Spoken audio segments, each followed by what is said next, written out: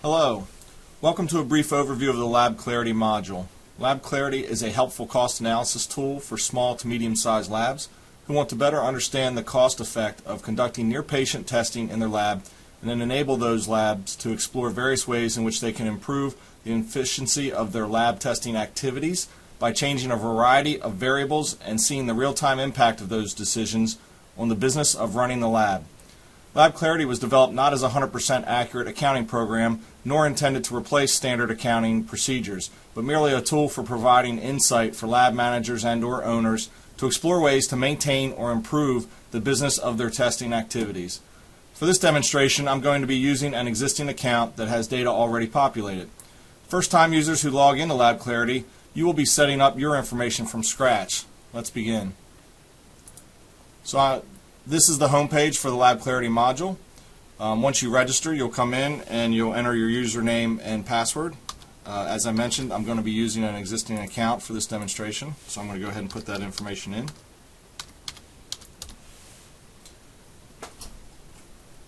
I'm going to log on to the system, and when I come in, you'll see I have a dashboard that is speaking to first-time users and returning users. If you're a first-time user, we give you a little bit of information about the process you're getting ready to go through. You'll have a checklist. You'll build your profile, which your profile is your current standing today in terms of dollars and cents related to your lab testing activities. And then once we have that profile established on how you're operating today, we'll allow you to go in and start making changes to things in terms of the number of tests and decisions that you make to explore how they're going to affect your profit or loss. Here on the right, for returning users, is the original profile listed first. This is that baseline that I had created, and then I had run a scenario already, so as you create scenarios, you'll be able to label those and save them, and you'll be able to refer to those in the future and click here to go back to them. For this demonstration, let's take a look at how you would build a profile. So first-time users, you'd come in and click Begin. We give you a checklist. There's a lot of information related to expenses and operating data that you're going to need to collect. We break the list down into two sections. There's test-specific information and then common business expense information.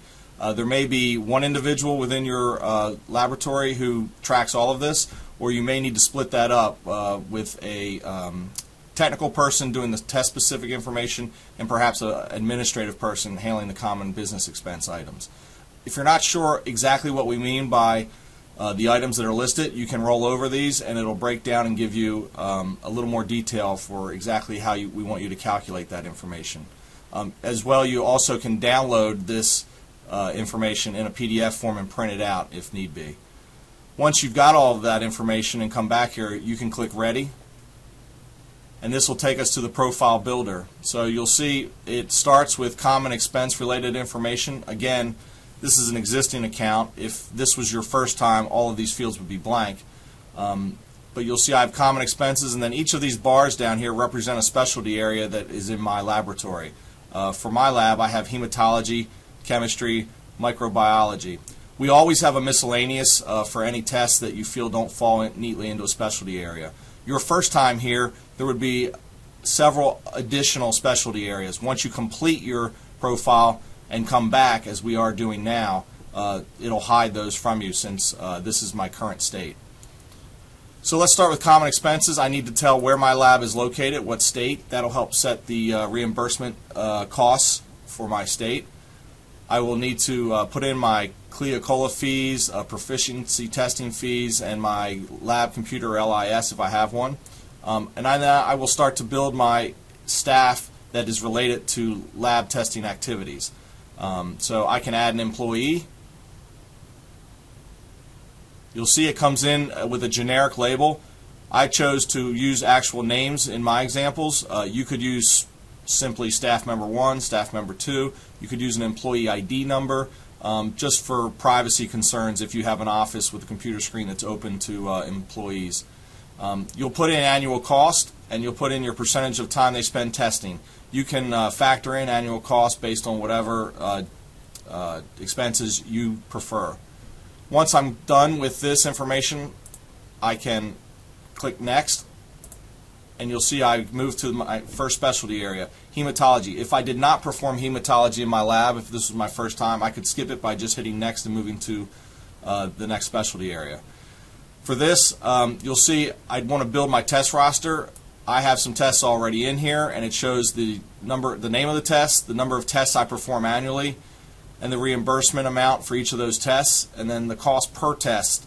I enter that information in. Let's show you how you locate a test. Let's say I'm looking for an assay. So as I begin to type, you'll see the list builds in front of me, and the more I type, the smaller the number of options that are presented in front of me. I could also type in here a CPT code. Let's say I'm looking for a specific test by CPT. As I type, the list begins to narrow itself down, eventually arriving at the test I'm looking for. I hit the checkbox and I hit Add Test. It's added the test in for me. You'll see down here I need to put in the annual amount of tests. Let's say I do 800 of those. It shows me my reimbursement and what my costs are for that test. So let's say my costs are $2 for that test. And that's how you would add and build your test roster for this specialty area. Let's eliminate that for now. So I hit the red X and it deleted that test. I want to put in my cost annually for my analyzer, my service contract, calibration QC materials, and general test supplies. And I will do this for each specialty area that I have in my laboratory. You'll see as I go through I have a number of specialties set up already. Again, miscellaneous is here. It'll stay here even though I have no tests currently in there.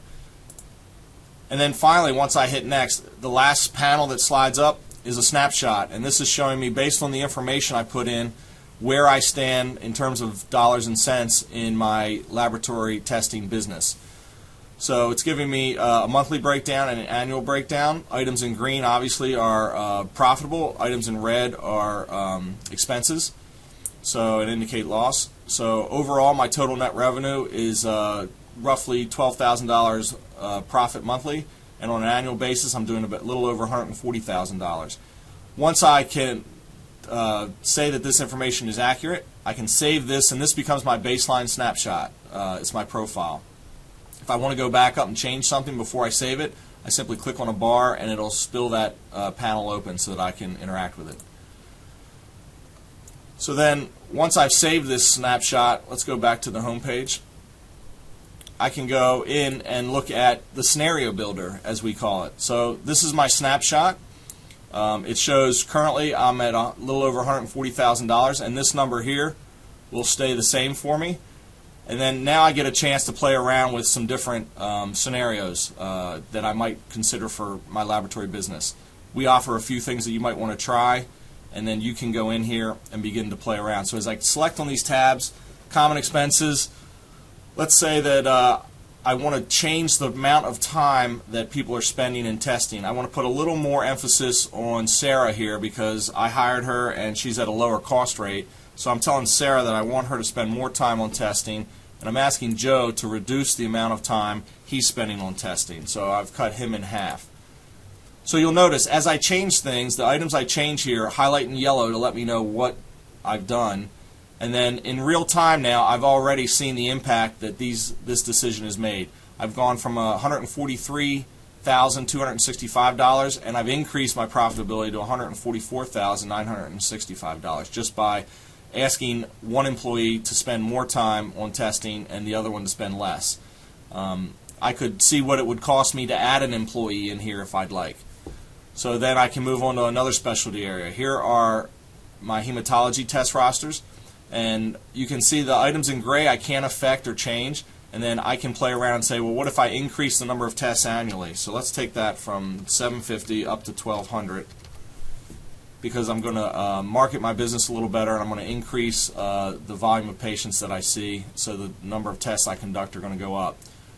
So again, I'm going to do that here. Let's take that to 1,200. So you see I've highlighted, and already we've gone up to $153,000. So we've increased by about $10,000 just by a couple tests going up and changing some employee decisions.